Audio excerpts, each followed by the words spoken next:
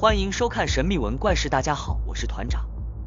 没有订阅的朋友，请按下订阅按钮，谢谢大家。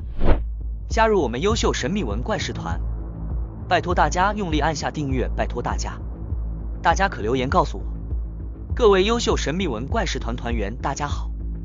今天故事开始前，先提醒大家，影片最下方神秘文怪事订阅键定下去，用力按去。请大家订阅，请帮忙一下。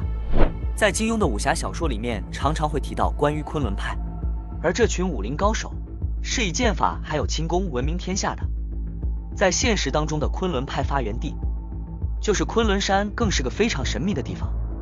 传说中，昆仑山里面有一个死亡之谷，不管是人又或是动物，只要走进了这个死亡谷里面，就很难活着走出来。往往住在这附近的人都会传说，在死亡谷里面存在着诅咒，所以几百年来都没有人敢靠近。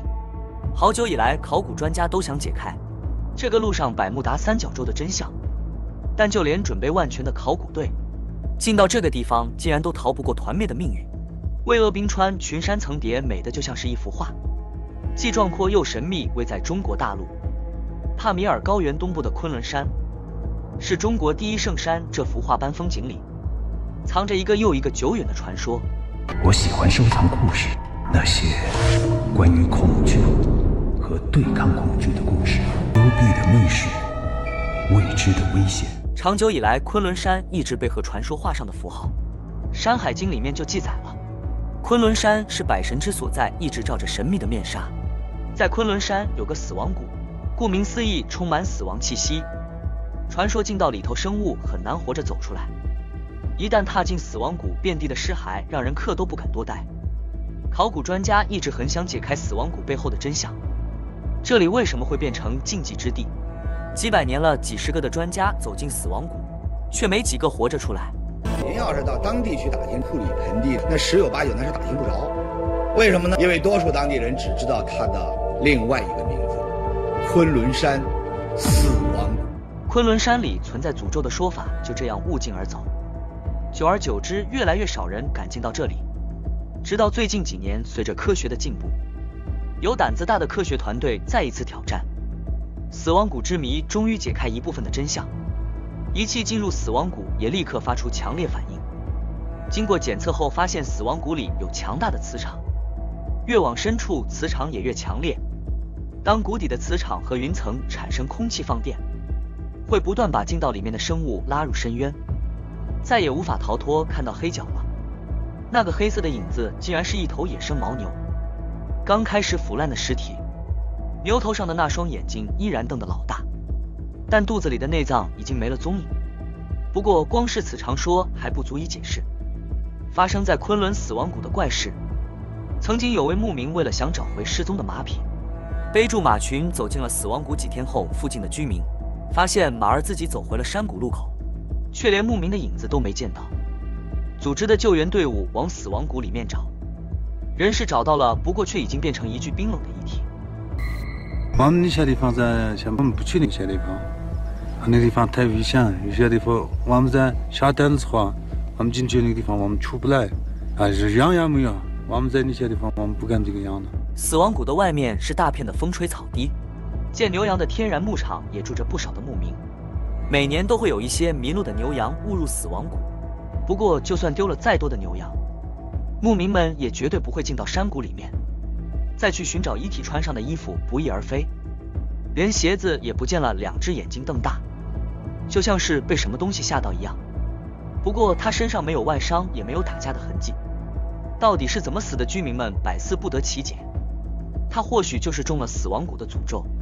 为了寻找走丢的牛羊，以前不是没人进过这个死亡谷，可结果这些不信邪的人没有一个能活着回来。所以死亡谷里面到底是什么情况，他们虽然没有亲眼见过，但也绝不会拿自己的小命去长见识。也是，毕竟人命比这牛羊它更金贵，不是？除了诅咒当地居民，还流传着关于昆仑古墓的千年传说。曾经有考古队伍在死亡谷里考察的时候，发现了一个墓室的入口。古墓在这里并不稀奇，他们一开始还不特别在意，没想到便往深处走去，开始有些不对劲。带着满心的好奇和隐隐的忐忑不安，考察车队就进入了死亡谷。刚开始大家还感觉不出来，可随着车队慢慢的深入，情况就有点不一样。四周的气温是越来越低，风也越来越大，大家的呼吸也开始变得困难起来。古墓里头到处都是机关陷阱，道路错综复杂。在古墓的深处，考古队员发现了一具古尸。诡异的是，虽然从服装看种种迹象来判断，这个墓有着超过1000年的历史，不过这具古尸皮肤却依然保持光泽，丝毫没有腐烂的痕迹，而且容貌无比美艳。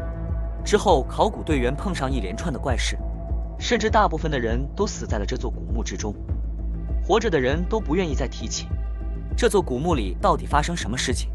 这也让死亡谷有诅咒的说法，更广为人知，连盗墓者都不敢轻易擅闯。在电影、看小说的不断渲染下，盗墓一时间成了热门话题。1996年，中国大陆的考古学家在青海省发现了一座奇特的古墓。这里是9层妖塔，里面封存着贵族的秘密，这是我一直寻找的地方，终于找到了。基石叠了9层，每深1层，地势就越险要。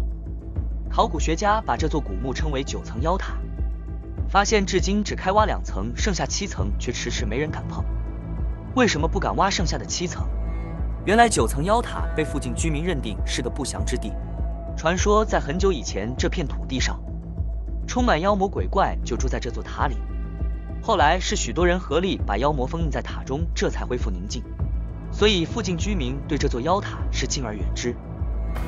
从唐朝至今已有1000多年，其实这座9层妖塔已经被盗墓贼光顾过很多次了。不过等到1996年考古专家发现时，仍旧从里面得到了不少宝物，比如皮靴、古藏文木片、文木毒、彩绘木片等。考古专家对9层妖塔进行保护性挖掘时，挖到第2层就戛然而止，于是这里就被保护起来了，不能再开发了。考古专家对外宣称，因为技术不到位，挖出来的古董无法保存，所以就停止挖掘。考古学家为什么不继续开挖，引起了不小的讨论。有些人说是为了要保护古代文物，但大部分的人还是认为这层妖塔里面的邪气伪赛，他们碰上了诡异的事件才会打退堂鼓，甚至还有这座古墓是外星人建造的说法。具体真相到底是什么，直到今天都还没有一个肯定答案。许多人还是选择宁可信其有，请大家自行判断。希望您会喜欢今天主题，也欢迎在下方留言分享你对这些的看法。大家帮我按赞、订阅、开小铃铛，谢谢。感谢收看，下次再见。